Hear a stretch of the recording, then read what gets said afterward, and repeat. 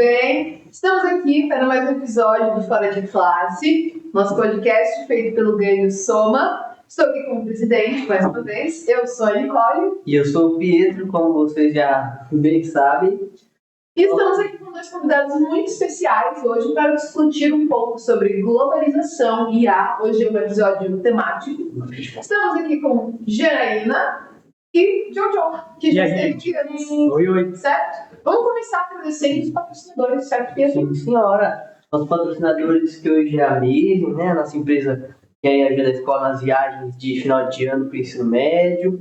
Temos a MP Informática, que é a empresa ali de celulares, de tecnologia, né? Daqui da cidade. E a gente queria divulgar também a festa do colégio, que vai ser dia 14, certo? Dia 14, exato. Dia 14 de junho, no Anúncio Fontana, aqui em Alphaville, a partir das 13 horas, estão todos convidados. Galera, então, a Jana não esteve aqui ainda, mas o Jojo já, então o Jojo vocês já conhecem. Jana, apresentando. Desafiando aqui. Você leciona o que no ano? Eu leciono geografia, estou aqui na escola desde o ano passado, né, para fazer parte da equipe. Esse ano um desafio novo, né, pegando o terceirão, pela primeira vez aqui na escola. Estou gostando, né, é uma experiência muito boa. Você já tinha dado aula no ensino médio hoje? Já leciono há 5 anos. Peguei o finalzinho o início da pandemia, né? Então, uns 5 anos aí já lecionando. Mas, apesar da minha pouca idade, eu trabalho em escola. No ano passado fez 10 anos que eu trabalho em escola. Então, eu saí do médio, já fui trabalhar em escola. Você faz o quê? Eu trabalhava na secretaria, eu trabalhava na secretaria, né? Telefone, no pai, etc. E aí, o sangue, né? Você já nasce professor, não tem Nunca saí da escola, né? Nunca saí da escola. Que loucura! Eu nunca saí da escola, literalmente. Você vê, Que loucura. E Jana? Eu prefiro não falar de tempo. É melhor não. E, tipo assim, por que geografia? Por que lecionar? Por que educação? Quando eu tinha uma meta de fazer arquitetura e urbanismo, isso estava bem centrado, assim, entrei no ensino médio pensando já na arquitetura e urbanismo. E aí fui trabalhando na escola, como estudante participei de grêmio estudantil, participava de apresentações, todo evento que tinha, eu estava lá participando. Então já tinha essa questão de trabalho de escola muito bem estruturada. Na arquitetura e urbanismo, pendi mais para o urbanismo, trabalhar em cidades, porque as cidades são como são, os problemas urbanos, tentar trabalhar isso na sociedade, né? Mas eu vi que seria mais efetivo trabalhar em escola, né? A questão a gente de humanas tem um pouco disso, querer mudar um pouco a realidade, né? Não mudar o mundo, mas tentar transformar um pouquinho, Acho que a gente pensa um pouco que o mundo começa na nossa realidade, né? A gente acha que mudando aqui, está mudando o mundo também. E a sala de aula é a principal ferramenta para isso, né, Diogo? Sim. E aí, quando fui me especializar em geografia, né? E tinha um pezinho lá no urbanismo e deu certo. E você gostou? Gostei. legal. Bom, agora entrando acho que um pouco mais no tema que a gente pode discutir com vocês dois, a gente, como eu disse previamente, a gente vai discutir um pouco hoje sobre globalização e IA, que é um tema que a gente vê muito nas aulas de geografia, nas aulas de sociologia, hoje com o Andrezinho, mas o Joe foi nosso professor também, o Joe da sociologia. E de certa forma recente, né? E a tecnologia totalmente. é muito recente. E acho que a globalização como a gente conhece hoje também, né? Então, assim, primeiro, qual a relação de vocês com a tecnologia? Vocês se consideram a Jana, o Joe também é mais millennial, né? Entrega aí, Joe. Bom, eu sou de 86, né? Então eu vivia, na verdade, a revolução da internet. Sim. Eu sou de uma época que eu comecei os primeiros celulares tinham um tamanho de um tijolo e, de repente, tinha em casa um computador com acesso de escada à internet. E isso virou um celular menor, virou um smartphone, virou um smartwatch, virou um tablet. Então, eu tive essa vivência dessas etapas todas, no fim das contas, né? Sim. Então, estou nesse processo. E você, Jana? Eu, por mais que nasci em 96, então finalzinho do milênio, mas eu era de área rural, né? Então, para mim, eu tive contato com a internet quando eu fui fazer a inscrição do Enem. Então, era tudo livro, apostila, internet na escola, realmente era algo que era mais restrito, acesso e tal, de escola pública. Então, eu tive acesso só depois. Fiz a minha inscrição na Lan House. Inscrição para Enem. Aliás, eu não sei se isso ainda existe. Existe muita Lan House? Acho que não. Eu nunca vi, Não, mas eu tenho uma memória de quando, até uns 6 anos de idade, tipo assim, eu fui pra uma house pra imprimir coisa. Eu morava 2 casas para baixo de casa com uma Lan House. E eu lembro claramente assim, do pessoal varar a noite jogando no Corujão e tal, porque virou uma febre pelo acesso à internet da maioria das pessoas nesses espaços, né? Olha como a gente tá diferente. Acho que hoje em dia a Lan House virou loja de informática, né? Porque A maioria não. No lugar de imprimir alguma coisa e tal, né? Mas é muito louco isso que o Joe falou, porque foi num curto período, né? De 10, 15 anos. Então, tinha o Discman, vamos pensar em música, né? O Discman, que era o CD, e aí depois veio o MP3, o MP4. Eu comecei Eu podia começar pelo Walkman, agora mentira, ok. Mas eu já fui o Discman. Peguei um pouquinho de disquete, aí já foi reduzido, sabe? Do MP4, MP5, e foi muito rápido. É uma mudança drástica, no fim das contas, né? Então, acho que, por exemplo, hoje a gente pensa nessa relação. Hoje não dá para se imaginar a vida sem tecnologia, né? Então, eu que, por exemplo, vivi essa transição, hoje eu paro, às vezes, e penso assim, nossa, como é que funcionava quando eu não tinha, por exemplo, o meu aplicativo de música com as minhas músicas favoritas. Eu lembro que eu tentava ligar na rádio para tocar a música para tentar gravar na Você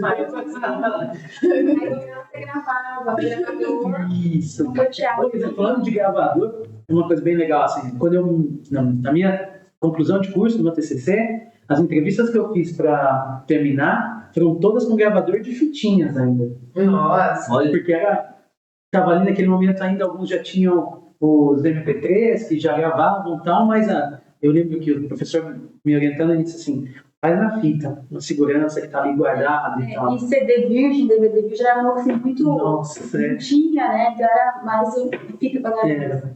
Entendi. E tipo assim, acho que nas duas áreas, né? Geografia e história, a gente aprende muito, estão muito relacionados. Mas eu lembro muito de história e depois de geografia ver o começo da globalização com as grandes navegações, né? O começo da troca de informações entre países e avançar para o que a gente conhece como hoje. Vocês, como educadores, veem assim, quais foram os grandes impactos da globalização nos últimos 10, 20 anos?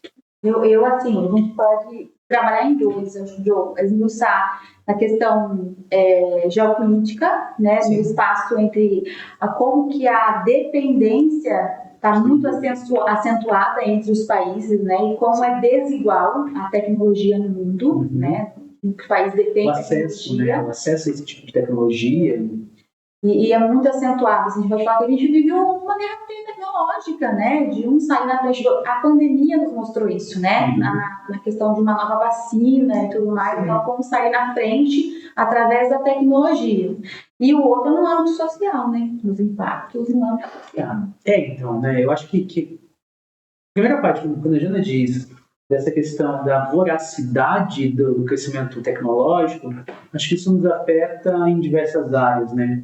Se, por exemplo, as grandes navegações iniciaram-se com o objetivo de novos produtos para o mercado europeu e um caminho que conseguisse trazer isso, e lá Vasco da Gama, ao completar a primeira viagem para Goa e Calicut, consegue trazer um montante de especiarias que dá um valor absurdo de lucro.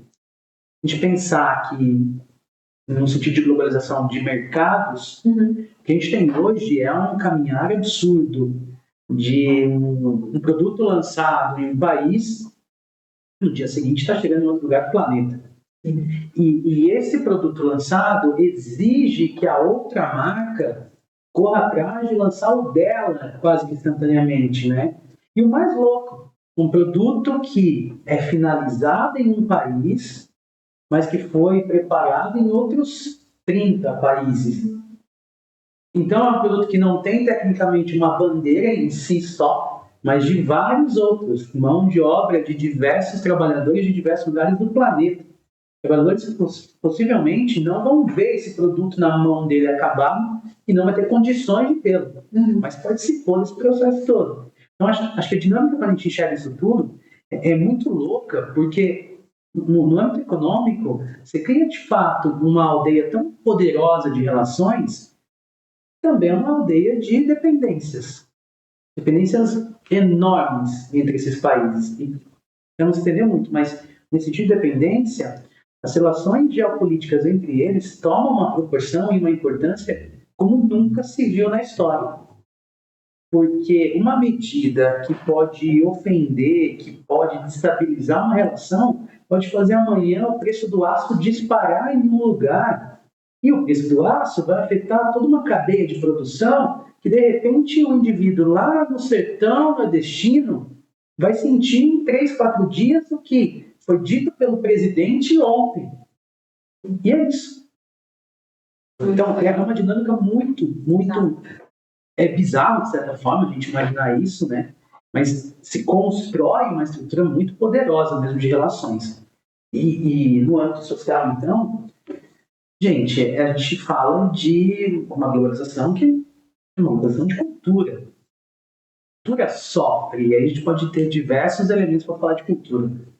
Pode ser os processos de aculturação, por exemplo, perda do sentido cultural. Pode ser da ideia de quando você vai somando elas e elas vão tornando uma coisa híbrida, né? A gente estava discutindo exatamente isso ontem no inglês, né? Que a pergunta era, você acha que no futuro haverá uma só cultura? E você pensar hoje na possibilidade de será? De você conseguir pensar nisso hoje, Você ser uma coisa... Você cogitar isso. Talvez... E para mim é assustador a ideia de que Sim. O cara pode caminhar a uma padronização nesse nível. Sim. Né? Porque toda padronização ela perde elementos no caminho, né? Não tem jeito, ela exclui muitas coisas, né? Anula. Se a gente pensar muito nisso, a gente vai cair num sentimento nacionalista, né? Que surge assim nessa década, né, para cá, muito acentuada, né? Do que é estrangeiro é ruim, então apaga a minha cultura. Então, isso é preocupante também, os impactos negativos da globalização. Sim. E aí já surge um novo tema, a antiglobalização. Como, então, a gente pode barrar a globalização para que eu preserve essa minha cultura, essa minha religião, mas isso vai contrapartida ao sentimento nacionalista. Super crescente na atualidade. E talvez, guardar as proporções, foi o que o mundo sentiu no início do século XX. A tensão do século XIX para o XX, marcada ali pela época, pelos impactos do imperialismo, trouxe um sentimento desse para o mundo, de certa forma, né? Poxa, tem que resguardar algo que é nosso. Esse resguardar algo que é nosso pipocou movimentos inclusive nas artes mesmo, de tentar segurar vanguardas que trouxessem, não, isso aqui é nosso. Então a gente vive algo semelhante nesse momento, né? E identificar o que de fato identifica esse povo como pertencente a um grupo específico. E como a Jana disse, o risco é sempre esse. Há um linear muito próximo entre o que é uma defesa nacional, de algo nacional, e o que vira ultranacionalismo. E talvez, já aproveitando o gancho, né, a ascensão de grupos extremistas, neonazistas, em alguns lugares do mundo, não só na Europa, tenha, sim, um fundamento dessa ideia de um ultranacionalismo que está ali, dentro de uma perda de algo nacional, se resgata além do que se devia resgatar, no fim das contas. E é muito doido, né? Nos últimos tempos a gente tem visto alguns casos de, por exemplo, nas plataformas digitais, lá, tipo, Discord, de gente, tipo assim, nos lugares que mais hoje a gente vê a cultura, descendência da cultura africana, no Nordeste do Brasil, pessoas sendo presas por apologia a nazismo. E isso é uma coisa extremamente chocante, né? Tipo, como pode? E eu acho que está totalmente relacionado à globalização, né? Tipo... E aí, mas aí eu acho que a gente pode também relacionar com a questão da educação nesse sentido, né, Jana? Porque o acesso a coisas que a gente nunca viu, a elementos culturais que a gente nunca viu, e diferenças, enfim, é sempre um caminho um linear muito próximo do que a gente vai fazer com isso. E assim, movimentos de xenofobia, por exemplo, ficaram claros quando os europeus chegam na América e começam a identificar as coisas que eram diferentes. Então, gerava um movimento de xenofobia, mas gerava porque era um espanto também, era um assustador, era um estranho. Então, quando um padre, tipo o Bartolomeu das Casas, começa a falar sobre o que ele enxerga do que os nativos faziam com sacrifícios humanos, cara, isso é assustador. Então, era o estranho. Agora, hoje em dia, né, o risco está nisso. A gente vai pegando o que é parte das coisas, mas sem análise de contexto, análise de que interpretem aquilo de fato. Lá, no século XVI, é compreensível. Você não tinha as informações disponíveis para tal. Hoje, no século XXI, você tem. Só que, entre ter e ir buscar, o caminho hoje talvez esteja mais distante do que estava no século XVI. Acho que até não dá um spoiler hoje, antes de começar o podcast, sobre, por exemplo, o Instagram. Hoje em dia, pelo menos eu fico informado pelo Instagram.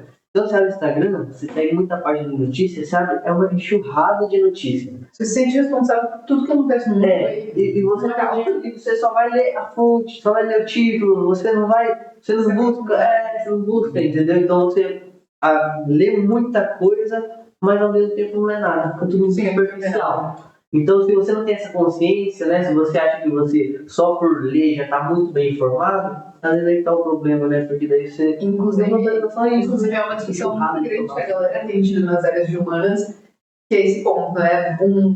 Ninguém vira para um engenheiro civil e quer dar aula para um engenheiro civil e quer falar sobre o que ele sabe ou não, mas eu acho que nas humanas a galera se sente muito no direito de fazer isso, né? Porque... Como você já comentou isso sobre a gente, como você sente sobre isso, Jana? Eu acho que eu concordo com o Pietro, a gente vive essa era da informação, mas que informação? O que você está absorvendo? Informação. Né? Informação ou é conteúdo? Não, falta conteúdo, né? Você sabe o que está acontecendo no mundo, mas não sabe o porquê, o motivo, né, daquilo que está acontecendo. E aí, a questão de se autorresponsabilizar, eu acho assim, interessantíssimo a gente estar por meio do que acontece no mundo, né? E como isso impacta o aqui. Exato. E trazer isso para a sala de aula para se debater, né? O que eu penso sobre esse pensamento crítico, o que eu penso sobre isso e qual é o meu papel sobre isso. Aí vai na questão de que você falou, né? Eu estou no Nordeste, uma pessoa está no Nordeste e está sendo xenofóbica, racista.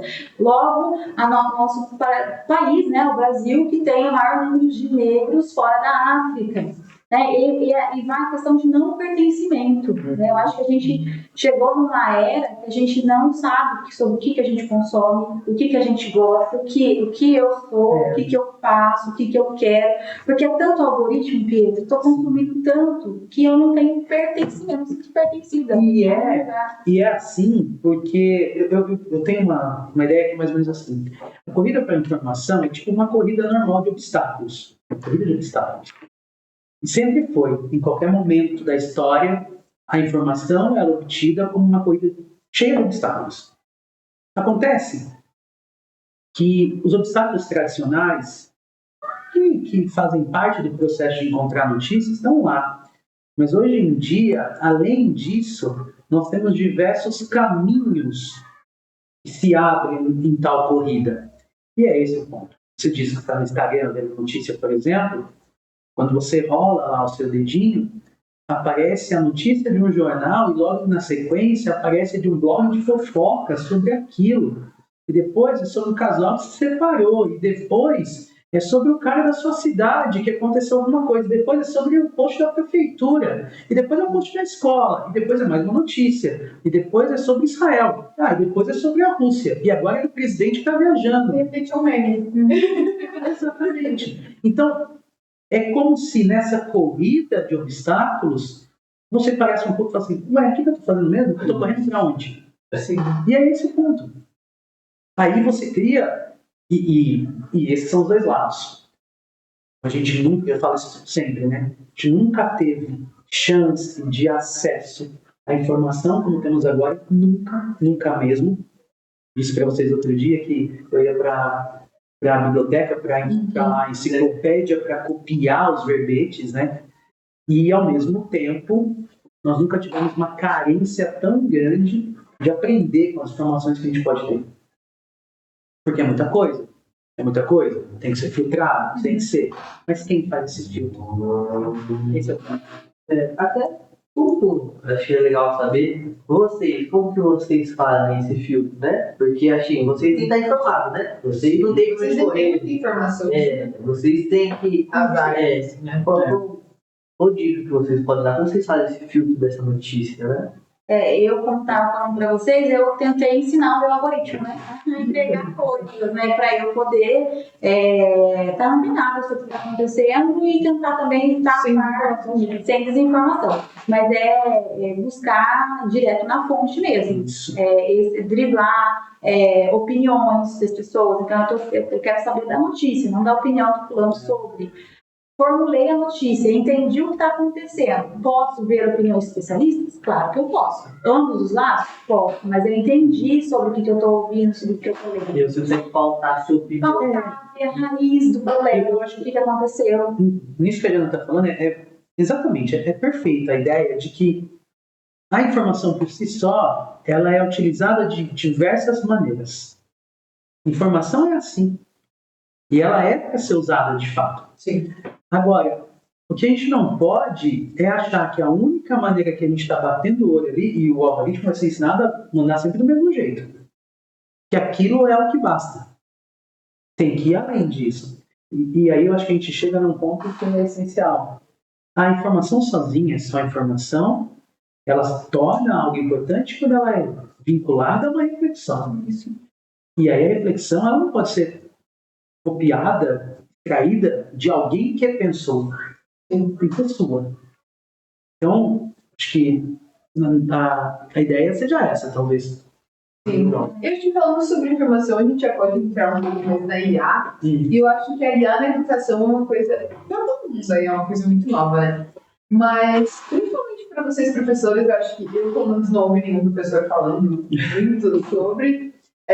sobre como vocês usam e se vocês usam. Primeiro, eu queria perguntar para o Pietro o que ele pensa sobre IA. Olha, eu acho que a inteligência artificial ela é uma faca de dois gumes, né? Ela pode ser muito bem usada, como não. Acho que é essencial a gente pensar por nós. Acho que nunca a gente chegou num momento que se tivesse ser dito, mas tem que ser dito, né? A gente tenta ler o que a gente pensa, o que a gente acha. Agora, é diferente, por exemplo, quando você vai fazer cozinhar um bolo em casa, você precisa de uma receita diferente.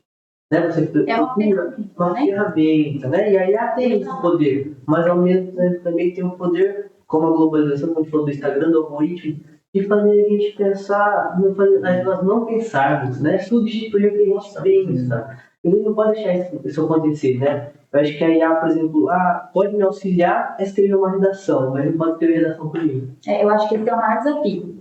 Quando os alunos terceirizam esse trabalho deles. Né? É o trabalho deles realizar pesquisa, é o trabalho deles construir resposta, é o trabalho deles refletir sobre o que eu passei na sala de aula. Né? A IA tem que ser uma ferramenta para ele tentar construir, buscar suporte. Buscar suporte para ele. Uma ferramenta de trabalho que ele vai desempenhar. O aluno precisa de IA. Eu concordo, eu gosto dessa ideia daí, eu gosto de IA. E eu gosto da ideia de que ela é um instrumento interessante de gerar coisas que a gente precisa ter. Eu acho que é da hora. Então, por exemplo, um aluno quer estudar. Eu quero 10 questões no formato de ITA.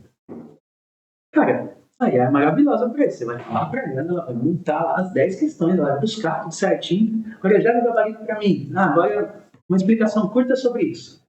Da hora. Tá ali, tá. Mas ela é instrumento. Agora, a produção em si, cara, a produção depende de intelecto. E isso depende do indivíduo, isso depende do sujeito que está produzindo ela. Eu acho que o ponto é quando a gente transfere para ela. Eu acho que rola muito um debate no mundo das artes, inclusive, sobre isso, né? Se você passa para a IA algumas orientações e ela produz lá uma obra, aquilo é uma obra de fato ou ela é resultado de outras obras utilizadas para a IA gerar? Esse é um debate que a gente vai ter pelos próximos anos aí e vai ser bastante. No caso da educação, é o limite do que ela é utilizada. Você diz, por exemplo, está produzindo uma redação ali, está treinando, né? E utilizá-la. Uma forma de ajudá-lo. Agora, nossa, tem um tema aqui, Ia, faz uma redação para mim, 20 linhas sobre esse tema no estilo Enem. Bom, cara, não. Não, porque aí você, ao terceirizar, você emburrece. É esse o ponto. Eu gosto muito daquilo de que. Eu não sei de onde veio, mas eu acho muito legal a ideia de que eu espero que usar a IA para que ela possa fazer as minhas tarefas e que assim eu possa produzir arte, não que ela produza arte para que eu possa fazer as minhas tarefas. Eu acho isso muito legal e eu sempre penso em educação. E eu queria saber de vocês usam IA para produzir as aulas de vocês? Como vocês usam? Porque eu acho que, como alunos, a gente já conhece, né? Ainda mais por sermos um pouco mais novos. Então, assim, pra gente não é um choque acho, tão grande quanto seja pra vocês. Porque a gente nasceu com o Google, né? Que já é uma ferramenta absurda. Agora, pra vocês, qual o choque assim, do chat, do DeepSeek, das ferramentas?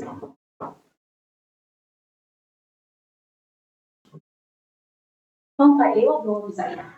Eu adoro essas ferramentas. Eu gosto de criar perguntas novas, perguntas que geralmente a gente vai fazer as provas, né? A gente busca de questões de vestibulares, claro, mas então eu pego aquela questão que tem de A até E e peço para ela transformar em uma questão discursiva, ao invés de alternativa. E ela constrói isso para mim. Isso é legal. Isso é muito legal. Eu pegar uma notícia hoje vigente sobre um assunto que a gente estava falando na sala de aula, pegar essa notícia e transformar ela numa questão.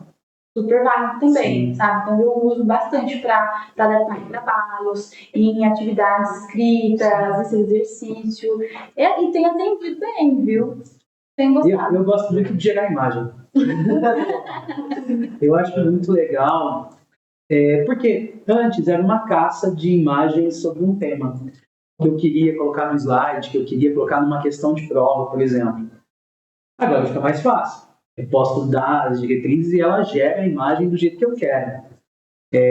Porque eu queria ilustrar exatamente aquilo. Porque sempre era aquilo assim, eu conseguia a imagem, mas não exatamente o que eu queria tentar mostrar para o aluno. Então, com a IA é um caminho bem legal. Eu acho que é útil sim. Muito legal. Como ferramenta, atende bem. Agora, juntando tudo um pouquinho que a gente falou com os bases da globalização, da IA, como vocês veem a educação atual, ela hoje, né? Como que vocês adaptam o conteúdo? Até eu acho que é até legal a parte da educação, até sobre como prender o aluno, né? Os alunos que hoje vêm tanto globalizados, perdendo essa atenção tão fácil. E eu acho que a Jana e o Joe são mestres nisso, né? São matérias que 7 horas da manhã dá sono, mas vocês conseguem fazer com que prenda a atenção, né? O Joe consegue contar realmente a Como se história. fosse tudo uma grande fofoca, assim. E a Jana consegue fazer uma aula muito. As últimas aulas são dela, às vezes você tá cansado, mas ela consegue fazer uma aula, distribuir uma balinha ali, uma aula mais divertida, né? A gente fez com a Jana sobre geografia e idiomas. Então, como vocês têm essas ideias, como que vocês veem essa educação diferente? Acho que é um acúmulo de muitos anos, né? Mas vamos lá, eu acho que eu vou falar, por exemplo, por que um aluno assistiria a minha aula e não uma videoaula que ele acessa no YouTube? Por exemplo, essa é uma pergunta que eu faço. Por que ele quer me ouvir falar sobre a Revolução Francesa e não perguntar para a IA o que foi a Revolução Francesa? Qual a diferença? Você pode colocar a voz da IA falando também. O que muda? E aí, para mim, é um ponto. O professor tem que entender que nesse mundo o que faz diferença é a humanidade que você tem e que o vídeo pronto ou a IA não tem. E a humanidade está no lance de você estar ali, de tornar aquilo interessante pelo seu tom de voz, pela forma como você conta um enredo, pela forma como aquilo se torna quase que você ir para um espetáculo, e é isso que eu entendo a aula, um espetáculo, eu ensinava assim, a entender a aula como um show, porque você prende a atenção de quem está lá, porque ele está mergulhado não só no assunto que está dizendo, mas na forma como você está dizendo. É como se fosse o cinema que apresenta um filme sobre um tema que você olha, cara, é espetacular, meu. Eu acho que a gente está nesse limiar. Em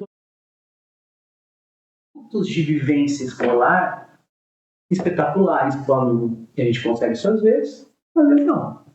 Mas é isso. Legal. Quando o Facebook se tornou meta, recente, estava na escola e eles estavam falando um porquê de meta, né? É uma corrida, é o metaverso, quem consegue primeiro.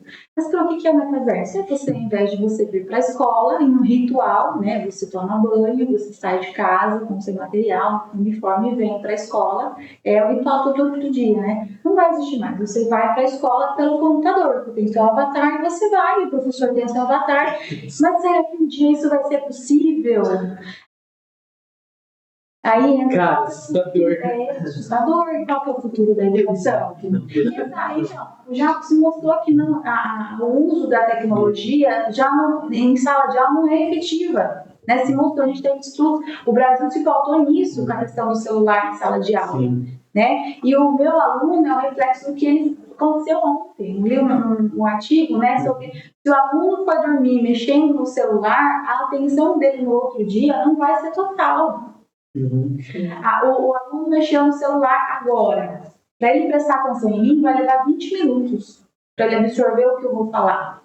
Entendeu? Então, essa pergunta que o meu aluno fez lá 5 anos atrás, mas será que um dia o metaverso vai acontecer? Será que eu vou ocupar a escola?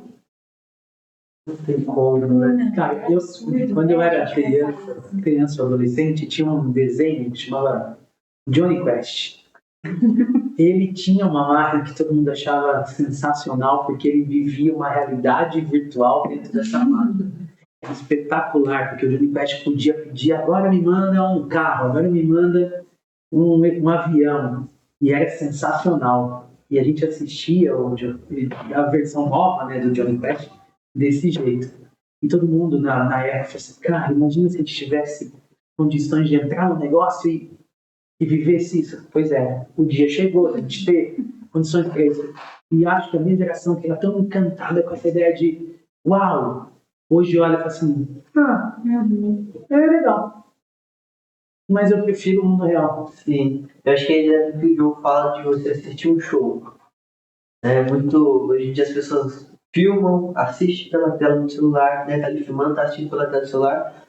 Mas você ouvir uma música pelo certo diferente, você tá em um show, ouvindo alguém, tá vivendo aquilo. Isso é espetacular, Pietro, que você está dizendo, porque é uma das coisas mais lindas que eu nunca esqueci quando eu aprendi na faculdade, foi lendo uma obra de um pensador alemão chamado Walter Benjamin, um pensador que faz parte da teoria crítica, né, da escola de Frankfurt. Ele foge na tentativa de fugir do nazismo e acaba morrendo na tentativa, mas tem um texto que eu acho lindo, e eles tinham essa preocupação lá na escola de Frankfurt. Esse texto fala sobre a obra de arte na era da reprodutibilidade técnica. O nome é composto assim, mas ele quer dizer o seguinte: o que é a obra de arte reproduzida 1 milhão de vezes na folha do jornal? Ele vai falar nessa obra sobre a áurea artística. Eu nunca esqueci disso, porque para mim, eu tinha um professor espetacular na faculdade, e tão espetacular que eu tento copiá-lo nas minhas aulas, né? Um professor de história mesmo da faculdade, era encantador, porque eu achava que cada aula dele era única e só vivida naquele momento. Eu podia faltar em qualquer momento. Na dele, não. Porque mesmo que eu pegasse o assunto depois, me dava a sensação de que eu perdi muito. Eu penso hoje na aura artística. Nessa coisa que é vivida um único momento. É meio teatral. Teatral. É isso. É espetacular. E é teatral porque a peça de teatro ensinada 1 milhão de vezes, ela é única 1 milhão de vezes. E para mim a aula é assim, o slide pode ser o mesmo de 10 anos, mas ela é única. E isso a gente não pode perder.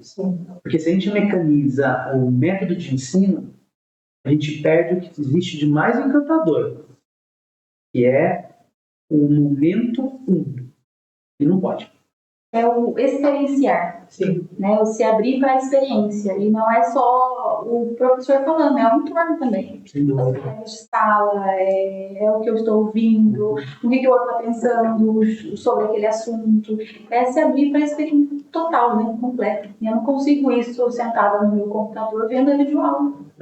É ser humano, né? Exato, Isso, é você ser sociedade, diferente, é você conviver em comer grupo. diferente, você cada dia, cada hora, cada minuto, você ser alguém diferente. Isso. Bom, acho que para encerrar nosso programa de hoje, primeiro, rapidinho, antes da sua pergunta, eu queria dizer que eu conheci alguns dos filmes sobre a era atual, assim, que eu mais admiro com o Joe, e eu queria saber se o Joe tem alguma indicação de algum elemento de cultura pop que tenha a ver um pouco com o que a gente falou, e me ajuda também se tiver alguma indicação. A gente tem bastante coisa, né? Eu gosto muito de... Eu acho que o mundo está produzindo muita coisa legal. E se tem uma vantagem dos streamings, dessas plataformas, é dar voz para diversos lugares do mundo. Eu gosto dessa ideia de você poder assistir não só os seus doramas coreanos, minha esposa vai adorar assistir com os doramas, mas você pode procurar lá coisas indianas, turcas, alemãs, dinamarquesas, e eu acho isso muito legal. Então, para começar, acho que ir além do que o seu próprio navegadorzinho ali do streaming vai te apontar é legal. Então, sabe quando ele coloca a barrinha, indicados para você, vai além do indicados para você, porque ele vai ter mais coisa legal lá. E aí eu acho que uma série famosíssima que trabalha com essa questão de debates da contemporaneidade é a série Black Mirror, né?